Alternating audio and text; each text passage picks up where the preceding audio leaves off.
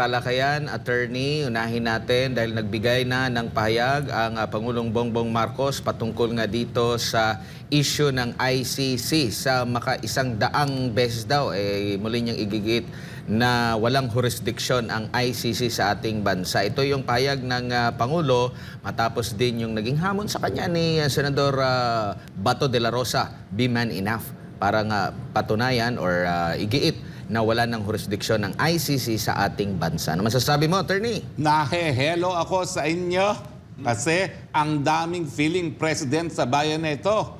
Yan naman talaga ang naging nauna ng posisyon ng presidente 7 buwan ang nakakalipas. Nandun pa ako sa Malacanang, kasama ako sa pagpupulong. Kaya ako naningil ng 20 pesos dahil ako lang ang hindi taong gobyerno roon at para ako'y magkaroon ng confidentiality na hindi i-discuss sa mga pinag-usapan. Ganun pa man, hindi man ako nagdi-discuss sa mga pinag-usapan ng oras na yon, ay masasabi ko naman na yan talagang paninindigan ng ating presidente. Pero bakit ang kalihim ng Secretary of Justice 5 araw pa lang ang nakakalipas, ang sabi, makipagtutulungan na raw tayo sa ICC, ang dahilan dahil nagkaroon daw ng resolusyon ang Kamara de Representante. Sino ba talaga ang presidente sa Pilipinas? Yan bang mga kaalyado ni Speaker o ang PBBM? Mantakin nyo ha mga kaibigan ha, ang formula nila ay kapareho ng ginawang formula laban sa SMNI. Nagpasa ng resolusyon sa Kamara ng Representante na suspindihin o di naman kaya tuluyan ng bawiin ang prangkisa ng SMNI at ito naman ay inaktuhan ng National Telecommunication Commissions miski wala namang resolusyon ng Senado para magbigay bisa sa resolusyon na yan. O hindi ba malinaw yan na ang mga ehekutibo sumusunod lamang sa sinasabi ng Kamara at ni Speaker? Ito naman si Speaker, nakakatawa naman siya, no? Wala raw siyang kinalaman sa mga ginagawa ng Kamara de Representante. Hello! Ano yan? Para kaya naging Speaker. Sa totoo lang po, lahat ng mga kongresista sumusunod kay Speaker. So will the real President please rise up? Tignan ninyo mga kaibigan ha. Sinabi ni PBBM, hindi ko kinakailangan ng charter change ng economic provisions para umunlad ang Pilipinas. Anong ginawa ni Speaker? Kinakailangan natin ng charter change sa mga economic provisions ng ating saligang batas.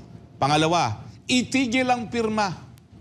Talagang nakaka-iskandalo yung ginagawa ninyo na bumibili pa kayo ng boto ng pirma. At tinatalaga ko ang Senado na mauna sa inisyatibo na baguhin ang economic provisions ng saligang batas. Ano sabi ni Speaker, bagamat siya po ay kasama doon sa pagpupulong na yan. At ang sabi ni Senate President Mig Zubiri, naging napakainit ng talakayan na yan. Ituloy ang pirma. Sa katunayan, tapos na raw sila sang-ayon kay Senior at Chairman ng Ways and Means Committee, Joey Salceda. Di ba po? O, ayan na naman. Sabi ni Presidente, wala tayong kooperasyon sa International Criminal Court. Pero ang sabi ni Justice Secretary, kami makikipagtulungan dahil may 2 resolusyon sa Kamara de Representante. Will the real President please rise? Kami po yung magkakasama talaga. Magkakaeskwela sa UP College of Law. Ako, si Speaker at saka si Justice Secretary Remulla na mas matalik ko pang kaibigan kesa kay Speaker. Pero ang tanong, bakit nananaig ang kagustuhan ng Speaker kesa sa utos ng Presidente mismo? Kaya ang tanong ko, will the real President please rise? Ang tanong, ano ba ito? Piling President lang ba ang Speaker? O di kaya naman ay alam niya na siya talaga nagpapatakbo ng gobyerno nito, so hindi kinakailangan pakinggan ang mga sinasabi ng ating presidente. Sabihin niyo na po ang katotohanan. Naguguluhan na po ang taong bayan. Nahehelo na kami sa inyong mga pinagsasabi na pabale-balentong sa isa't isa. Iisa lang po ang presidenteng hinalal ng taong bayan. Yan po si PBBM. Pero bakit ang Speaker at ang kanyang mababang kapulungan para bagang sila na ang feeling president at sila ang nasusunod? Ang masakit, sila ang sinusunod ng executive branch of government. Bakit po? Dahil ba maraming hawak ang Speaker kay PBBM? Dahil ba Sa mulat mula, pagdating ng kinakailangan ng pondo sa mga eleksyon, ang mga Marcos ay umaasa sa pamilya ni Specker for their financing? O dahil ba talagang sa mulat mula, ganyan na ang patakaran? Na tinatrato lamang na palamuti ang presidente ng mga tunay na nagpapatakbo sa gobyerno. Hindi po namin maintindihan. Bakit kinakailangan magsalita for the 100th time ang presidente sa issue ng ICC? Bakit pinagpipilitan? Nakakatawa nga Si Justice Secretary, 7 buwan ago, ipapahuli pa niya. Ngayon, iba na ang tono, makikipagtulungan. Ang problema, hindi naman makikipagtulungan ng ICC sa Office of the President. Tanging sa Department of Justice lamang at sa kapulisan hihingi ng tulungan ang ICC. Malinaw po wala nang jurisdiksyon ng ICC dahil humingi ng abiso ang prosecutor na simulan ng proseso ng preliminary investigation 1 taon matapos nang naging epektibo at 2 taon matapos na tayo bumitiw na sa pagiging miyembro ng ICC. Wala na po talagang obligasyon na makipagtulungan. Pero itong mga pabale-balentong ng pananalita, lahat po ito nakatutok sa politika. Bakit? Dahil hindi lang naman si dating Presidente Duterte ang naiimbestigahan ng ICC kasama si BP Sara. Abay, sa kagustuhan nilang tuluyan ng mabura ang pangalan ng Inday Sara Duterte sa balota sa 2028 ay gusto nilang ipakulong sa ICC. Pilipinas, papayag ba kayo? Alam niyo po, nakipagpulong ako kay dating Presidente Rodrigo Roa Duterte nung makalawa. Dahil mag-attend po kami ng birthday ni Wawa Love. Happy birthday, Wawa Love. Anong sabi niya? Yung ICC na yan, wala naman akong magagawa kung anong desisyon ng mga administrasyon.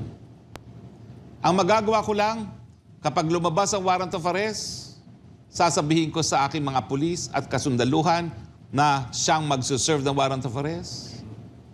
Aarestuhan niyo ba ako? At hahayaan ko na ang taong bayan magdesisyon.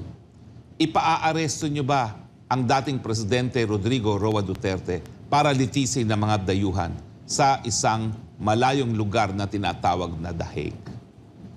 Tanggap na po ni Presidente Duterte na ang kanyang kamay, ang kanyang kinabukasan, nakasalalay na po sa sambayan ng Pilipino. Ayaw na niyang isipin na ito'y usaping legal. Ang gusto na niyang isipin, ito'y isang political question na taong bayan ang maghuhusga. Judge Juan de la Cruz at Juana de la Cruz, anong hatol mo? Ipakukulong mo ba ang iyong dating presidente dahil sa isang bagay na sa totoo naman ay nagbigay ng kapayapaan sa ating mga komunidad? Ang reklamo ng marami ngayon, ang gulo-gulo na ng ating mga komunidad, balik na, lantad na naman ngayon ang bentahan ng pinagbabawal na droga. Yung mga dati na nakakalakad sa gabi, takot na naman lumakad ngayon sa gabi. At dahil nga sa mga nagawa ni Presidente Rodrigo Roa Duterte, kayo na pong maghusga, taong bayan Pilipino. Ipakukulong nyo ba? Ikaw, mamang pulis, aarestuhin mo ba ang ating dating presidente? Ikaw, mamang sundalo, makukuha mo bang dakipin ng presidente at ipadala sa ibang bayan at pati na rin ang Vice President na mawala ng banta dun sa isang gahaman sa kapangyarihan na alam niyang di ba nanalo sa eleksyon kaya ipakukulong ang kalaban?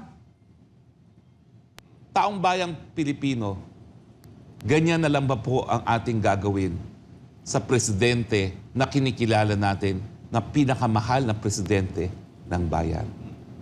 Mr. President PBBM, gaya ni Inday Sara Duterte, mahal po namin kayo. Pero di po namin maintindihan bakit pumapayag kayo suwayin ng inyong pinsan. Hindi nyo ba ho napapansin na bagamat nagsimula tayo na nagkakaisa dahil meron tayong unit team, yung unit team na yan, pilit na winawarak at pinaghuhiwalay ni Specker ang inyong presidential insan. Tama ba ho yun? Na kabuti-buti nung unang panahon ng inyong administrasyon, walang gusot Ang nais lang natin, pataasin ang antas ng kabuhayan ng lahat ng Pilipino. Ngayon po, pinag-aaway-away tayo. 318 po ang miyembro ng mababang kapulungan. Siya lang po pa talaga ang pupwedeng magsulong ng inyong agenda sa Kamara de Representante. Bagamat, desidido siya na pag-away-awayin tayo sa unity team. Baka naman po pwede na kayong magkonsidera ng kapalit nang maibalik na ang pagkasama natin, ang pagsasama natin sa unit team at maisulong na ang dapat na isulong, pababain ang presyo ng mga bilihin, mas maraming trabaho, mas mataas na sweldo sa sambayanang Pilipino. Happy ba po kayo na sa unang panahon ng inyong administrasyon, hindi pa nga midterm election, bakbakan na sa politika dahil sa inyong presidential insan? Ang tanging pamamaraan po, Mr. President, na patunayan nyo na kayo talaga ang in charge, kumuha na po kayo ng bagong speaker. Ang speaker na tatawaging speaker. Dahil siya po talaga ay itataguyod ang integridad ng inyong Kamara de Representante. Masakit po sa akin. Minsan naging kongresista, minsan na tumatanaw na yung sandaling panahon ko po na nanatili sa Kamara ay ang pinakamasaya kong araw sa aking buhay na ngayon kinasusuklaman ng Kamara de Representante dahil sa mga kabalustugan na ginagawa ng kanilang liderato para lamang sa proyekto. Nakakalungkot po na aking mga dating kasama sa Kongreso nagrereklamo ngayon na kinakailangan magbayad sila sa kapwa kongresista para lang makakuha ng proyekto. Bakit po naging ganyan na ang Kamara de Representante, Mr. President? Wala pong speaker na binobotong speaker na hindi iniendorso ng presidente. Talaga pa pong wala na kayo mapagkakatiwalaan na isulong ang inyong legislative agenda sa Kamara na hindi gumagalaw para paghati-hatiin ang bayan. Tingin ko naman po, meron at least isa na kayang gawin yan. At sana po, alang-alang na lang po sa kapakanan ni Juan de la Cruz at marami na pong nagugutom at ang sang-ayon sa pag-aaral, ngayon lang po nagkaroon ng ganitong katinding pagkagutom sa ating bayan. Abay, palitan nyo na po inyong speaker. Hindi naman po dapat na dahil lamang sa kanya, tayo magkakawatak-watak. Hindi ko po kayo kaaway, Mr. President. Sa totoo lang, alam nyo na bait ako sa inyo. Pero minsan ang kabaitan po, nagre-resulta ng anong meron na tayo ngayon. Dahil napakabait nyo kay Mr. Speaker, yung presidential insan, ayan, parang ililibing na ang unit team anytime now. Huwag naman po, dahil sa dami na paghamon natin, kinakailangan po ibalik yung pagsama-sama, Mr. President. Please lang, marami naman pong handang magsilbi dyan bilang speaker. At sa aking mga kongresista, hello, tatanggapin nyo pa ngayon na kinasusuklaman na ang Kamara dahil dyan sa bribery initiatives ninyo? Alam ko lahat kayo inaatasa magsalita in support of the bribery initiative. Pero hindi naman nyo kinakailangan sa speaker para maging kongresista na inyong mga distrito. Wala naman makakatalo sa inyong mga distrito. Sa katunayan, ang inyong mga kabiyak sa buhay, mayor din. Bakit kayo magpapauto-uto sa isang tao na hindi man lang manalo sa kanyang probinsya sa Leyte? At dyan lang siya sa syudad ng Tacloban. Di ba? Sige nga, labanan ng mga ni speaker, ang mga pitila sa Leyte, tignan natin kung sino man nanalo. Ni minsan, hindi naman niya nagtangka na lumabas ng Tacloban. Bakit kayo magpapauto-uto ngayon? Kayong hari sa distrito nyo at sa inyong syudad. Mag-asawa kayo. Pareho kayo hinala ng taong bayan, hindi nyo sila kinakailangan. Hindi kayo dapat bumili ng proyekto. Dahil kasama kayo doon sa institusyon na nagpapasa ng pantao ng budget. Kayo pong lahat na 380 ang pumapasa ng budget, hindi lamang ang speaker at ang ay nako sa buhay niya. Di ba po?